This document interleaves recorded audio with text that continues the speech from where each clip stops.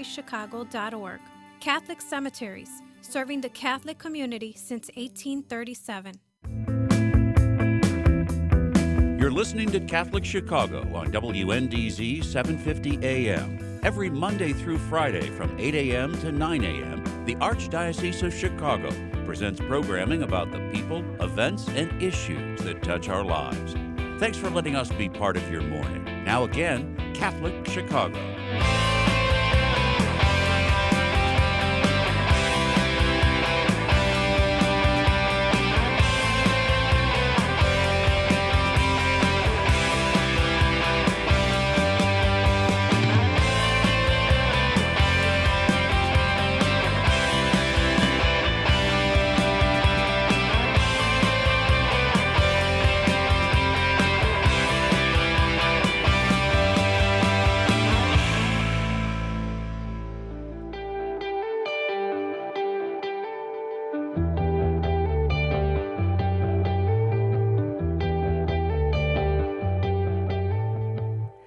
Good morning, and welcome to the Voice of Charity.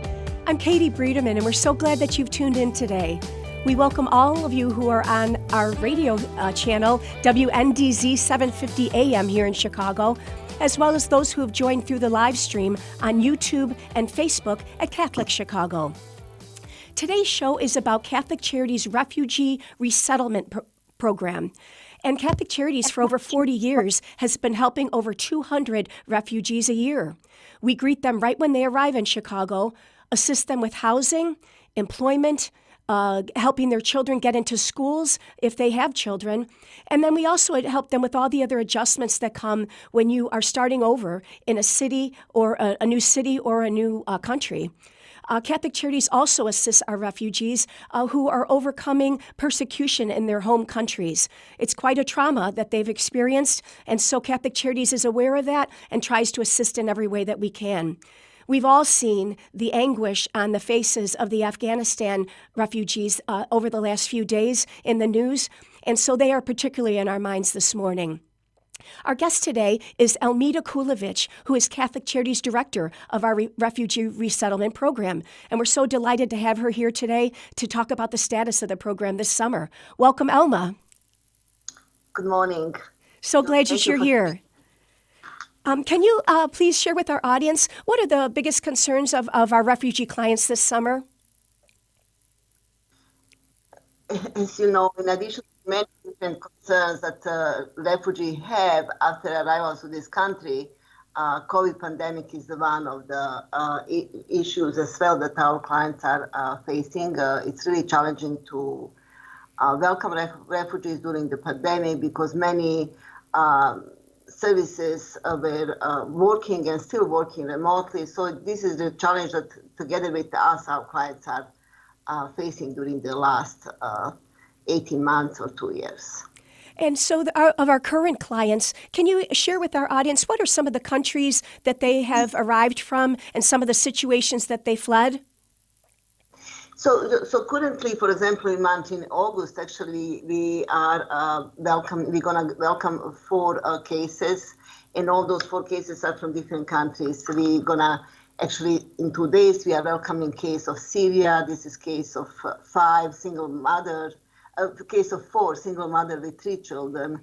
She's reuniting with her sister after who knows how many years, and it's really amazing, to see how sister is happy that finally they're gonna meet and reunite. It's amazing, and we are already have established apartment for them, furnished apartment, so we are ready to welcome them. We are expecting case of 2 brother and sister from Sudan. Who are entering country in Ethiopia after spending many years in Ethiopian refugee camp. Then another case will be case of Iraqi family with 3 children. They should come on 25th.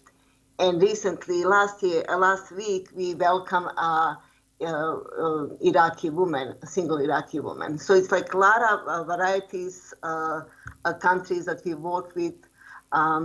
Majority are, as I said, it's going to be Syria, Burma, Congo. We are expecting to serve people from Afghanistan. So basically, it's really hard now we already have some clients from Afghanistan, the people who used to work with United States, who got their special immigrant visa.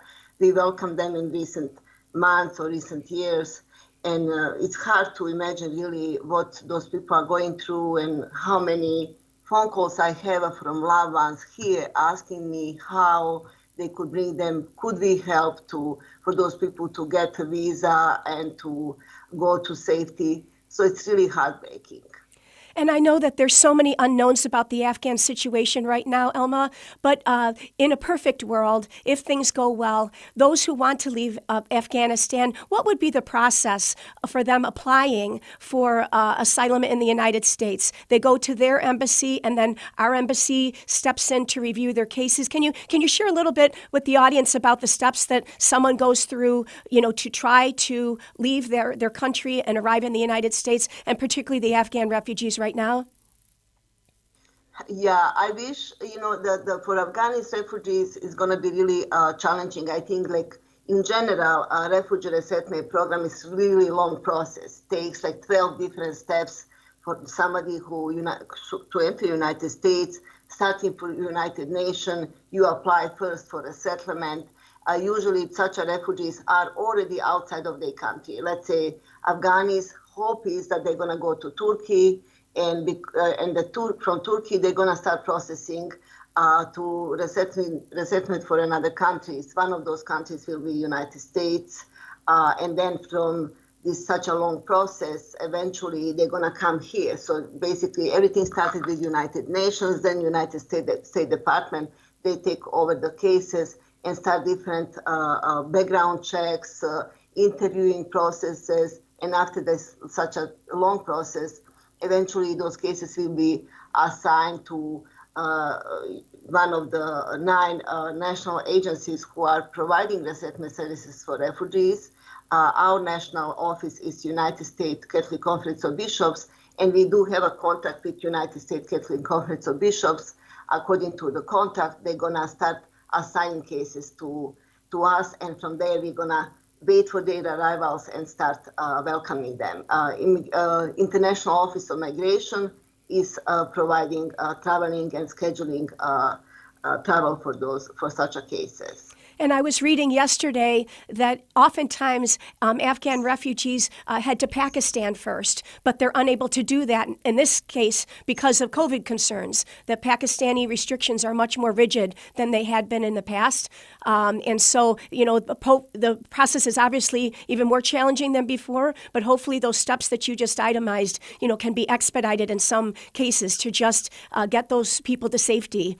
We're going to take a quick break here on The Voice of Charity, and when we're back, we'd love to continue our discussion with you, Elma, and hear more about our current refugee clients here in Chicago. Please stay tuned. Thank you.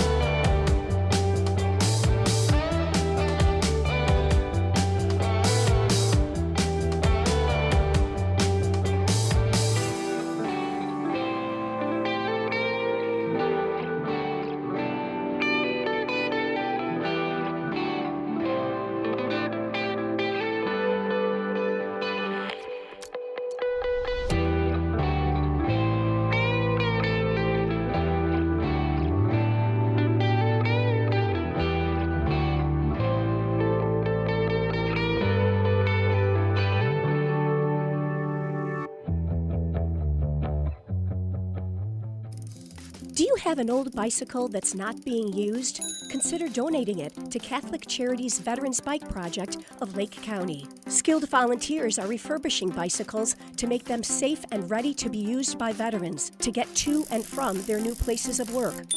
We also gratefully accept financial contributions that are used to purchase bike helmets and other safety accessories. Our veterans have faithfully served the United States, and now it is our privilege to serve them. For more information on the Veterans Bike Project of Lake County, call 847-782-4600. 847-782-4219. That's 847-782-4219.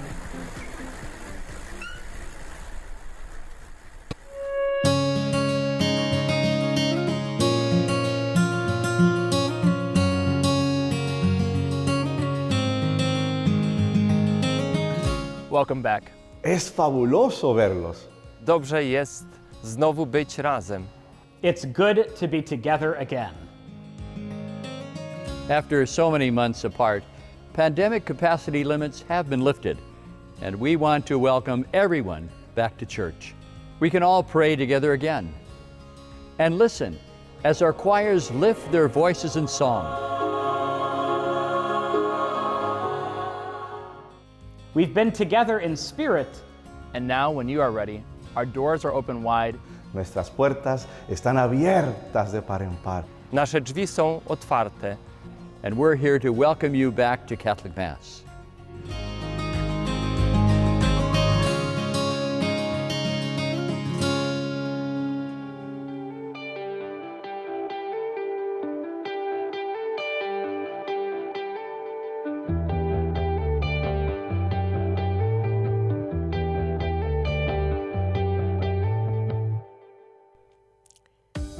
Welcome back to the Voice of Charity.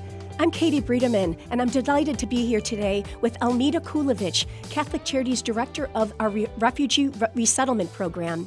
And before the break, Alma, you were talking about the new clients that you're about to greet here in Chicago.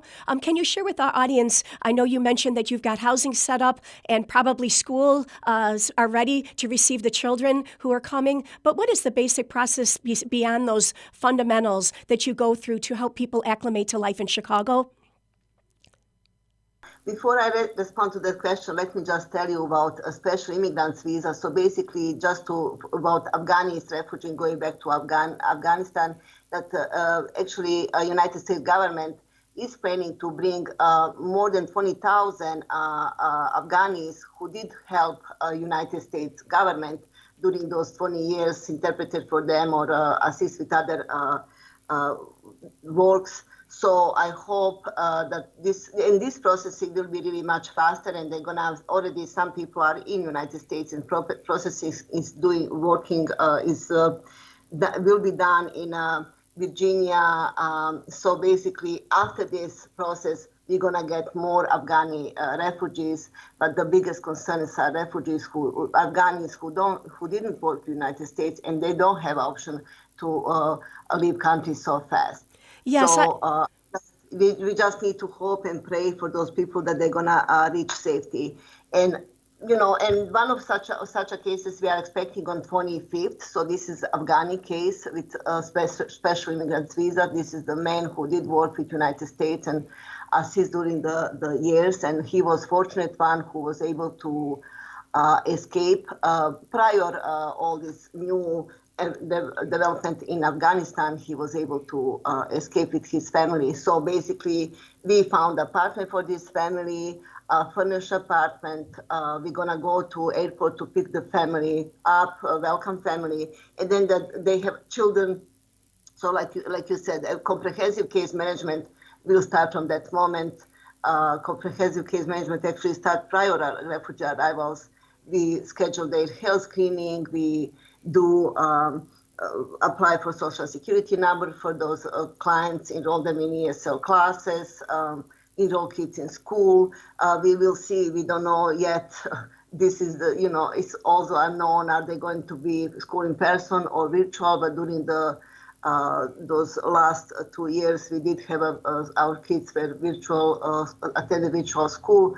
So it's a lot of different services that we provide, employment services. As the goal of this program is self-sufficiency. So as soon as the clients arrive to this country, if they are healthy and don't have any medical challenges, we start looking for jobs for them. Like usually those jobs are survival jobs. People start working and paying their bills. So we call those jobs survival jobs. And then after a while, 6 months or a year, because we do serve clients up to 5 years since arrivals. And then we are there for them to help them with job upgrades and to be or to get enrolled in some vocational training so that they could eventually get better skill and be their opportunity for better paid jobs is available for that. I have such great respect for what you do, Alma, because you truly take each situation as if it's the only one that you've ever, handled. And they can be very complex with language barriers and with, as we said at the top of the show, the trauma, the level of trauma that these refugees have experienced. When you meet them, it probably takes a little while for you to ascertain what level of trauma they've experienced and how capable they are of emerging out of it. Am I right? Sure, absolutely, you are right. Every case has a case manager assigned. Currently, we are operating with one case manager and then employment counselor, and then with case resettlement case aide. And we have such a great collaboration with other stakeholders within city, working with them.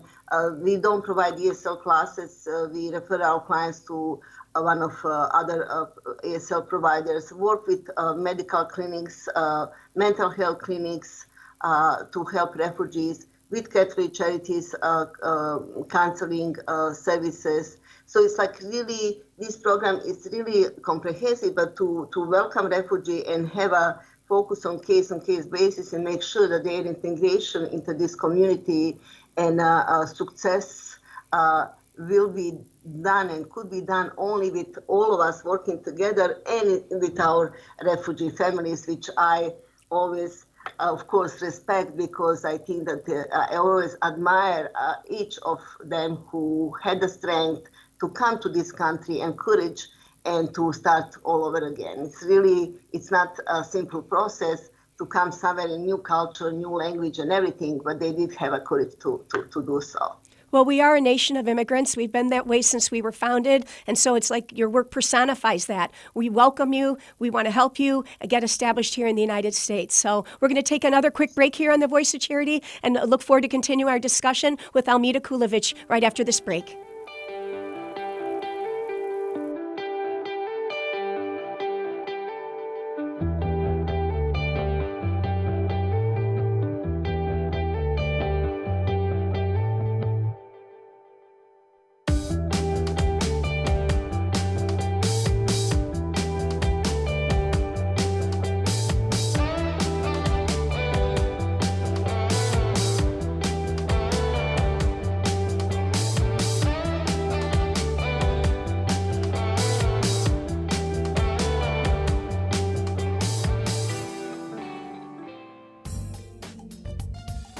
There is so much waiting for you at Catholic Charities Senior Services. We offer programs and services to help make the most of every day. Friendships and fun are guaranteed at our drop-in senior centers. Our adult daycare centers offer enjoyment and greater supervision to seniors who need it, while their caregivers get a break. Holy Family Villa provides a beautiful, safe environment for seniors looking for short or long-term residential facility. And we offer assistance with senior benefits, care coordination, congregate and home-delivered meals, hospital transition, and much more. For more than 100 years, we have accompanied seniors through every transition in their lives, and we are here for you now. Catholic Charities is a name and an agency you can trust.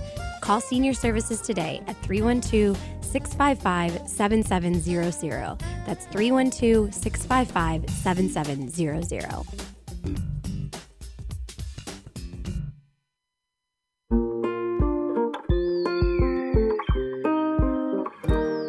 I feel special. I feel great. I got good grades. We've seen a huge surge in our kids now meeting or exceeding grade level. Come check us out. You may have never thought we were an option before.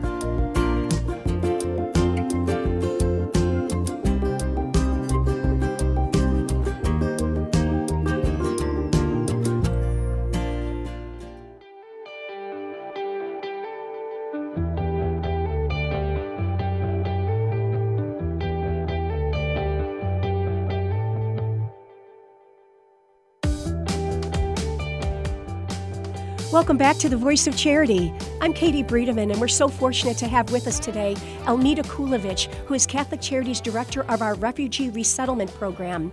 And Elma, before the break, we were talking about the many ways that you help refugees adjust to life in Chicago and in the United States. Can you elaborate a little bit on the different Catholic Charities service areas that you work with to help make those adjustments possible? Yeah, I mean, we are fortunate in this refugee resettlement program that we are part of such a large Catholic Charities umbrella offering so many different services. This program was established 45 years ago in Catholic Charities, and ever since we welcomed more than 10,000 refugees. And we are really fortunate that we could, for example, Junior Board is helping us to welcome refugees to celebrate Thanksgivings. We hope that we will go back to these in-person celebrations. I'm optimistic about that. Emergency assistance programs assist us with, if needed, clothing, rental assistance, financial assistance for utilities. It's a lot of different things like volunteers. Like volunteer program is huge. To run this program with such a small staff and really would be impossible to run this and welcome refugees and provide quality service without assistance from community and volunteers. So volunteers are really crucial in addition to dedicated resettlement staff. So we work with many volunteers, and many of them come through volunteer services from Catholic Charities.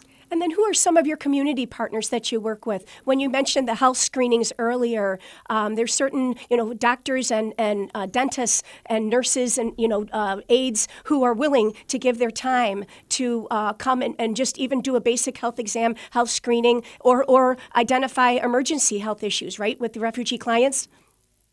Sure, we work with many.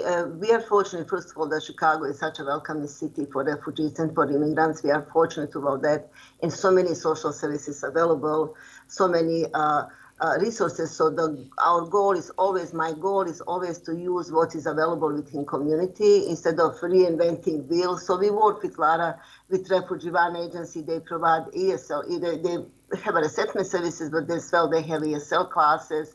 So we enroll our children to English classes with them. We work with many mutual aid associations, many cultural centers, and celebrating different events, assisting clients in getting additional skills. For example, Heart and Alliance Agency, they do have hospitality classes.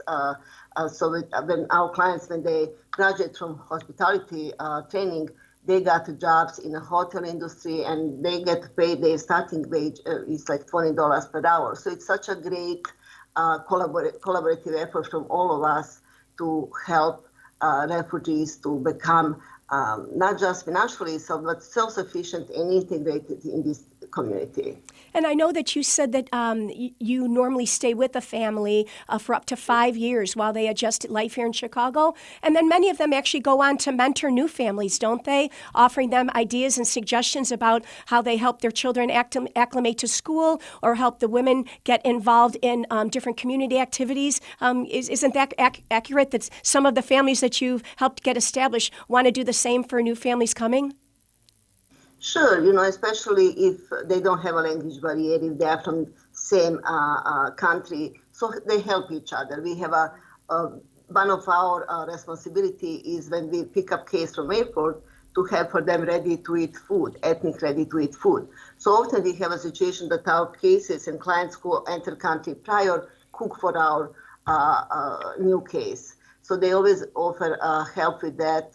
We actually, in our program, we have a staff that they were former refugees, so they are really fortunate and willing to give back to community. I was one of them, 3 years ago, I entered country as a refugee. And for me, it's also hard to see those scenes in Afghanistan and Kabul because I did experience that, such an escape. So it's really hard. We do have currently also some Burmese refugee who is working with us and welcoming Burmese. So it is amazing how refugee community is helping each other as well. I agree. I read statistics as many as 60,000 Afghan refugees could be seeking, freedom as quickly as possible. And as you said, many of them serve the United States faithfully as translators or as, staff employees at our embassy. And then, not only do you have those people, but also all their family members. So as we said at the top of the show, it's such a crisis at this moment. And it sounds like you're continually getting updates on how the U.S. State Department is going to be stepping up to try to expedite some of the assistance to help people flee the terror that they're under right now. Is that true? It seems like you're almost getting, hourly updates.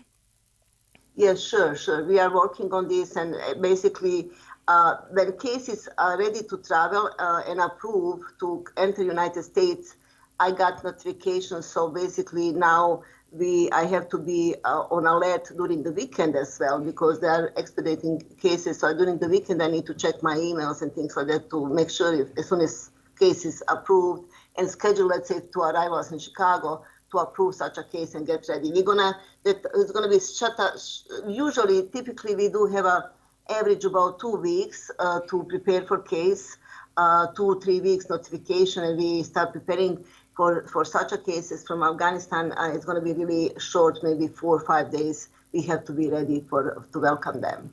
Well, and I know that you have a wonderful network of partners and supporters, and so hopefully they will be ready to support you when you do get that short notice that people are arriving and they need help. Can you share with our audience what is the best way for them to contact your department to offer assistance for Afghan refugees and for all refugees that come here needing help? Yeah, thank you so much. Yeah, we have a lot of opportunities here, volunteer opportunities for refugees, a lot of needs to provide tutoring services for children, for parents to practice English, to be family mentor, to donate money for families to help them with when they have such a hard time and supplement their rent and things like that. So you could always reach out to us and donate via reaching out to Catholic Charities, www.catholiccharities.net, or you could call Brother Joe on his office phone 312-655-7096, or his cell phone number, office number 312-655-7096. We are located at 4823 North Kenmore Avenue in Chicago, and you could call me on my office number 312-655-7856. Wonderful. That's really important, vital information, Alma. Thank you so much for sharing that today. I just want to say that I've had the blessing of knowing you for several years now, and you really are such a tremendous gift in the lives of the refugees who come to Catholic Charities seeking assistance. You have a remarkable ability to show clients great empathy and compassion while challenging them to put the past behind them and gain the confidence and the optimism to build a happier life ahead. Thank you so much for being here today and reminding us all of the need to support refugees like those who are our current clients in this program. And we join with you in saying a prayer and wishing all the best to the Afghan refugees in particular right now. Yes. Thank you, Alma. So we invite everyone to join us again next week for another edition of The Voice of Charity. For now, this is Katie Bredemann, wishing you a very happy and healthy week from everyone at Catholic Charities.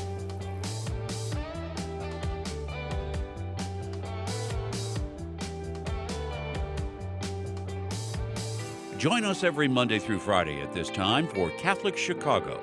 You can stream our programs live or listen to past programs by visiting our website, archchicago.org, and clicking on Radio TV. And please connect with Catholic Chicago on social media.